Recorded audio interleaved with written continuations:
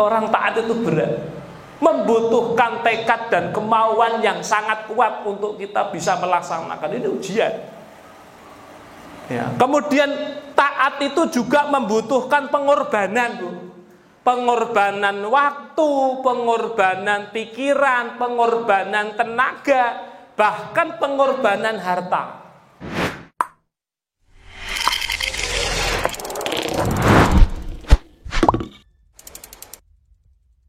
Assalamualaikum warahmatullahi wabarakatuh. Alhamdulillahi rabbil alamin, wa bihi nasta'in, wa ala umuri dunya waddin. Wassalatu wassalamu ala asrafil anbiya'i wal mursalin, wa ala alihi wa ashabihi, wa man sara ala nahjihi wa tariqatihi ila yaumiddin. Qala Allah Ta'ala fil Qur'anil Azim, ya ayyuhalladzina amanu taqullaha haqqa tuqatih wa la tamutunna illa wa antum muslimun. Wa qala Rasulullah sallallahu alaihi wasallam fi hadisihi, ittaqillaha haitsu ma kunta wa atbi'is sayyi'atal hasanata tamkuha wa khaliqin nasa bi khuluqin hasanin. Allahumma surah suturana wa tajawaz an sayyiatina wa hab lana fahmal anbiya'i wal mursalin wa hab lana fahmas salafus salih. Allahumma anfa'na bima alamtana wa alimna ma yanfa'una wa zidna ilman wa na'udzubika min ahwali ahli nar. Subhanaka la ilma lana illa ma 'allamtana innaka antal alimul hakim.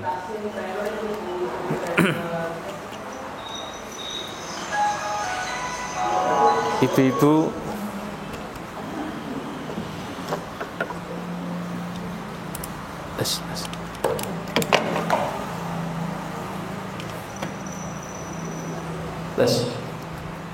ibu-ibu jamaah kajian KIS yang dirahmati oleh Allah, alhamdulillah. Pertama kita bersyukur pada Allah, di pagi yang cerah ini Allah Subhanahu wa Ta'ala masih mengkaruniakan nikmat kepada kita. Di antara nikmat yang paling besar yang Allah berikan pada kita adalah nikmat kesehatan. Di pagi ini Allah Subhanahu wa Ta'ala masih mengkaruniakan sehat. Mari kita berusaha ibu-ibu untuk pergunakan nikmat sehat ini dalam rangka untuk ketaatan kepada Allah Subhanahu wa Ta'ala. Karena nikmat sehat itu akan ditanya oleh Allah Subhanahu wa Ta'ala di hari kiamat kelak. Nabi SAW bersabda, lan tazula qadama 'abdun yaumal qiyamah hatta yus'ala an arba. Tidak akan bergeser kaki seorang hamba menuju ke neraka atau ke surga sebelum ditanya oleh Allah 4 hal. Tidak akan hamba itu melangkahkan kakinya ke neraka atau ke surga sebelum dimintai pertanggungjawaban oleh Allah. Yang pertama adalah an umrihi fi ma'afna. Umur yang Allah berikan di dunia, ibu-ibu, itu akan dimintai tanggung jawab. Engkau habiskan umur yang aku kasih di dunia ini untuk apa? Apakah umurnya, waktunya yang Allah berikan ini untuk ketaatan kepada Allah atau banyak kemaksiatan? Padahal rata-rata umatnya Rasulullah SAW umurnya 60 sampai 70. Akmarul ummati baina sittin wa sab'in. Atau yang dalam hadis yang lain baina arba'in wa sittin, antara 40 sampai 60. Makanya ibu-ibu rahimakumullah, mari kita betul-betul pergunakan umur yang Allah berikan kepada kita untuk kebaikan. Kemudian yang kedua adalah kata Rasulullah, wa an sababihi fi ma'abla, masa mudanya. Untuk apa dia habiskan? Para ulama mengatakan kalau berbicara masa muda ini adalah masa sehat, kekuatannya masih power, ya, kekuatannya masih bagus, ya. Untuk apa dia gunakan kesehatan itu, ya. Namun alhamdulillah ibu-ibu KIS hari ini diberikan oleh Allah nikmat sehat, digunakan untuk thalabul ilmi. Mudah-mudahan kelak ketika menghadap Allah kita bisa mempertanggungjawabkan, ya. Ya Allah, Engkau kasih aku umur, Engkau kasih aku sehat, saya gunakan untuk berthalabul ilmi. Mudah-mudahan pertanggungjawaban kita diterima oleh Allah. Amin ya rabbal alamin. Yang ketiga ibu-ibu, wa an ilmihi ma da'amila bi. Ilmunya diamalkan atau tidak. Ketika kita mendapatkan sebuah ilmu dari para asatid, dari membaca buku, apakah diamalkan atau tidak? Ataukah hanya sekedar untuk mengisi pikiran kita saja? Maka kelak akan ditanya oleh Allah Subhanahu wa ta'ala. Kemudian yang keempat, wa an malihi. Sesuatu yang menjadi pertanggungjawaban itu adalah masalah harta. Ya, tes. Ya. Harta itu ditanya oleh Allah dengan dua hal, ibu-ibu. Apa? Min aina akhadahu wa fima anfaqahu. Dengan cara apa engkau memperoleh harta itu?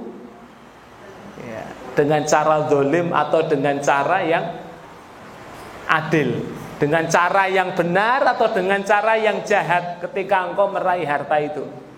Setelah kita punya harta, wa fima anfaqahu, kemana engkau belanjakan? Nah, jadi untuk pertanyaan harta ini dua, ibu-ibu. Dengan cara apa kita meraihnya dan kemana kita belanjakan, ya, jadi 4 hal ini untuk kita renungi, urusan umur, urusan sehat, urusan ilmu, dan urusan harta, supaya kelak ketika kita itu dikasih oleh Allah dengan 4 nikmat ini, kita pergunakan betul untuk di jalan Allah Subhanahu wa ta'ala. Di mana hari ini ibu-ibu orang banyak dikasih umur, dikasih sehat, dikasih harta, tapi mereka tidak gunakan untuk di jalan Allah, malah di jalannya setan, bermaksiat kepada Allah Subhanahu wa ta'ala. Na'udzubillah min dzalik. Kemudian yang kedua, nikmat yang tidak kalah besarnya ibu-ibu, yaitu nikmatul iman. Yang hari ini ibu-ibu Allah telah menancapkan, masih menancapkan di dalam kalbu kita, di dalam hati kita, sehingga pada pagi ini, hari ini, kita masih diberikan oleh Allah kesemangatan, keistiqomahan,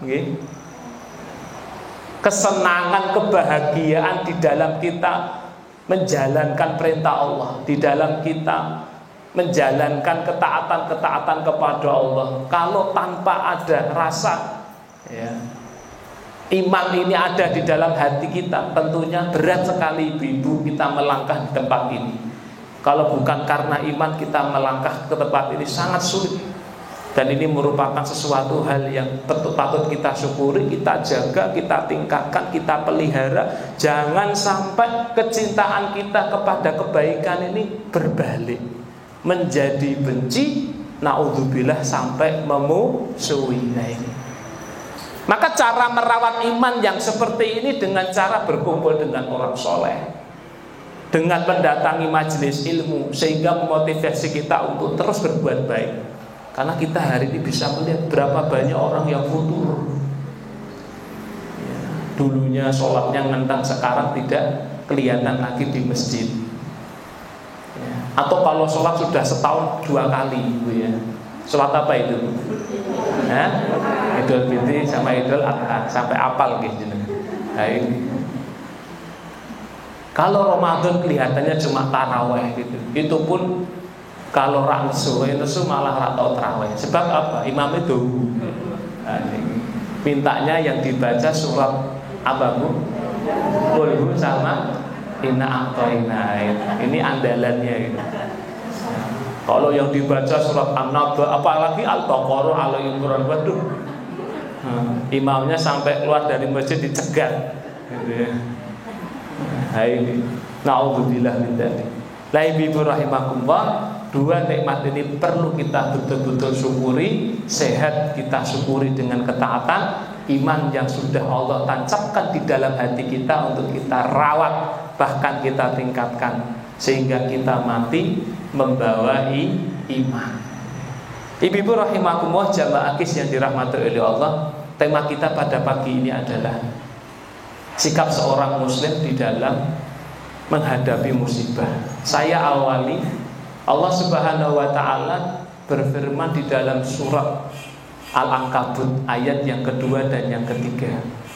A'udzubillahi minasyaitonir rajim.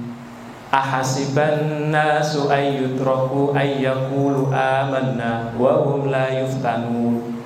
Walaqad fatanna alladhina min qablihim fala ya'lamanna Allahu alladhina sadaqu wa la ya'lamanna al-kadhibin. Allah katakan dalam ayat ini, ibu-ibu, ahasibanas, apakah manusia mengira? Nah ini ayyutraku ayyaqulu amanah, dia dibiarkan oleh Allah Subhanahu wa taala begitu saja ketika dia mengatakan aku beriman. Apakah manusia mengira kalau dirinya mengatakan beriman kepada Allah, lalu Allah biarkan begitu saja, tidak diuji oleh Allah Subhanahu wa taala? Wa hum la yuftanun.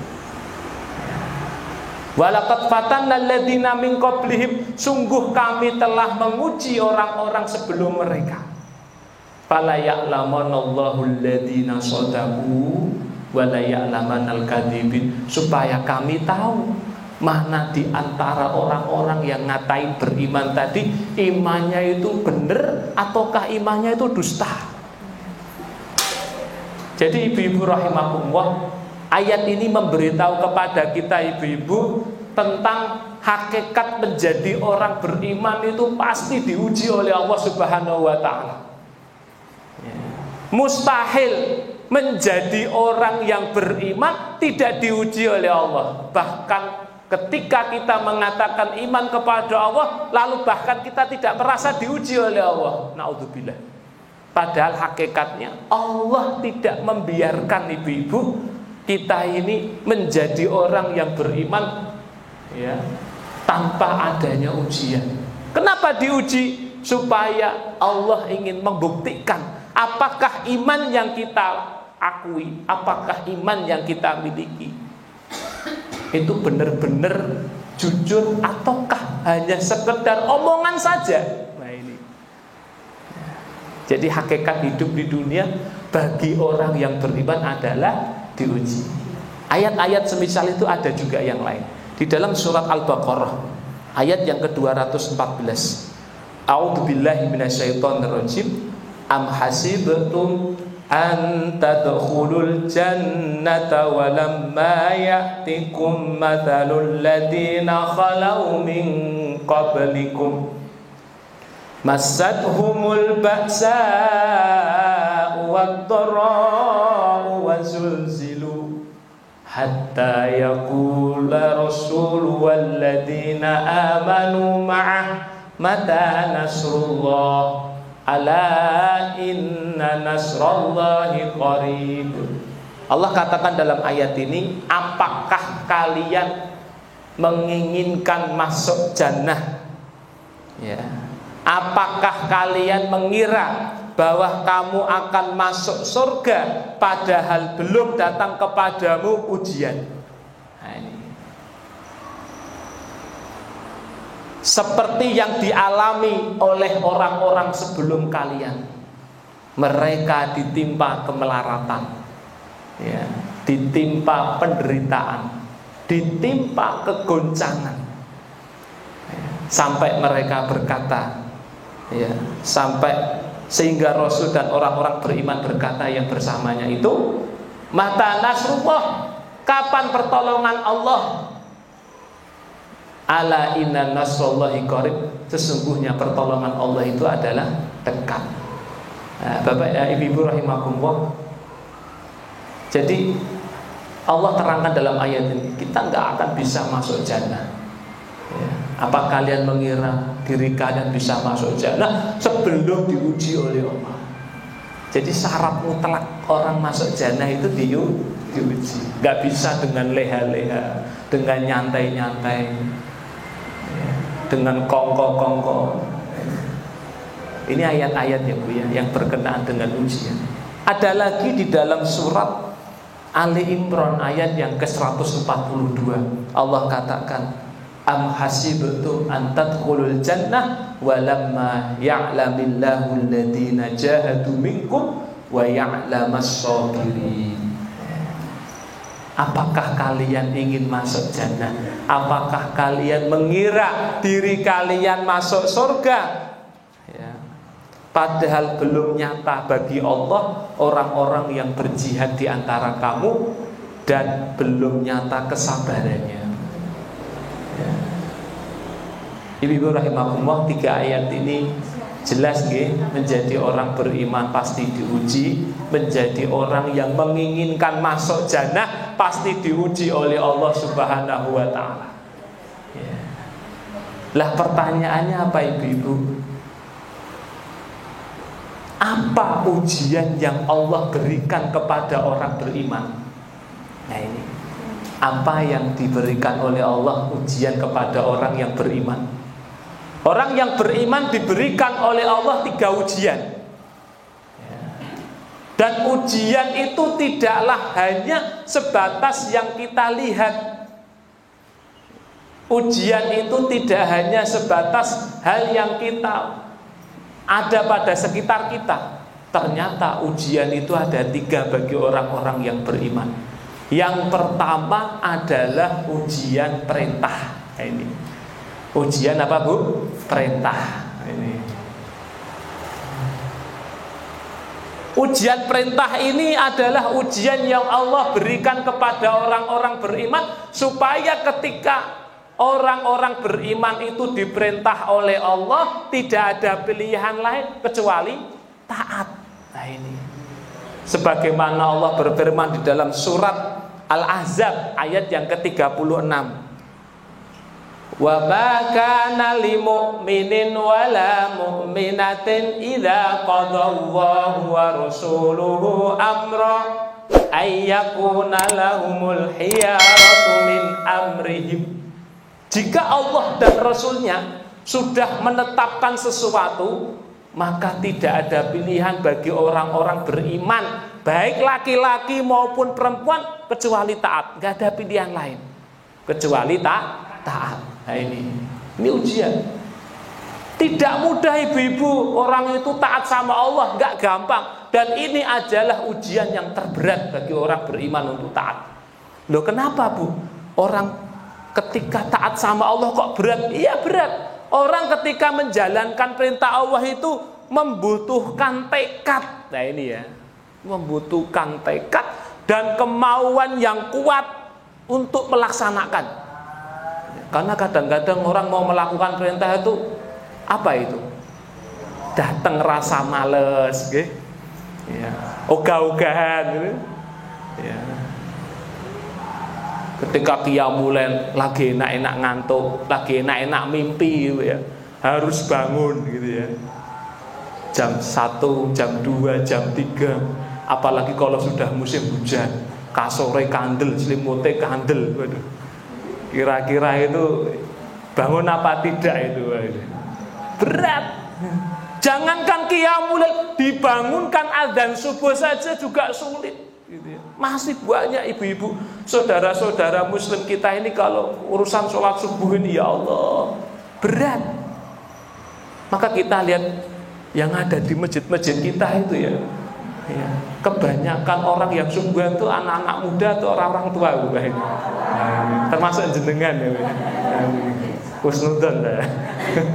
Orang-orang tua ya Allah. Bahkan ya Allah, yang bukain masjid itu umurnya sudah 70, 75. Yang nyalain lampunya itu mbahnya itu ya. Yang ngadani ya itu, yang ngomati Ya itu, yang ngimami, ya makmumnya. Gak kebangetan ya. Wah ini ya. Kadang-kadang adanya pun Masya Allah sudahnya suaranya itu sudah 1, 2, 3 ini ya. Berat. Hayya 'alal falah itu ngambil 2 kali nafas. Hayya 'alal falah. Kira-kira kalau orang yang adzan seperti ini itu membangunkan orang apa menidurkan kembali, Bu? Nah ini PR kita. Ayo ibu-ibu yang punya anak muda, cucu-cucu yang muda, disuruh ke masjid, suruh adzan. Kadang-kadang mbahnya itu sudah habis adzan itu sampai sholawatan itu, subhanallah, mak beneran teko-teko. Hatinya sudah gembira karena di tempat wudhu sudah ada suara air gemericik gitu ya. Ditunggu-tunggu nggak datang, ternyata cuma kencing tok gitu. Ya Allah, niki berat. Orang taat itu berat, membutuhkan tekad dan kemauan yang sangat kuat untuk kita bisa melaksanakan. Ini ujian ya. Kemudian taat itu juga membutuhkan pengorbanan, Bu. Pengorbanan waktu, pengorbanan pikiran, pengorbanan tenaga, bahkan pengorbanan harta. Nah, ibu-ibu datang ke sini dalam rangka tholabul ilmi, mengorbankan segalanya, mengorbankan waktu, pikiran, bahkan harta. Yang ketiga, orang yang taat itu juga membutuhkan ilmu, harus hadir ke majelis ilmu, harus ngerti ini perintahnya, sehingga kita itu melaksanakan perintah Allah itu benar-benar sesuai dengan ilmu. Juga orang yang taat itu membutuhkan keikhlasan, juga membutuhkan kesabaran. Nah ini ibu-ibu ya, tidak gampang itu orang taat itu ya, berat. Dan ini Allah uji. Makanya ketika ada orang ngaku Islam, ngaku beriman kepada Allah, tidak sekedar pengakuan. Ketika Allah perintahkan sholat enggak. Berarti kalau dia itu enggak sholat ya, dia enggak kuat dengan ujian Allah Subhanahu wa ta'ala. Ada tuntutan. Dan tuntutan perintah Allah itu tidak hanya sekedar sholat saja. Banyak ibu-ibu, banyak.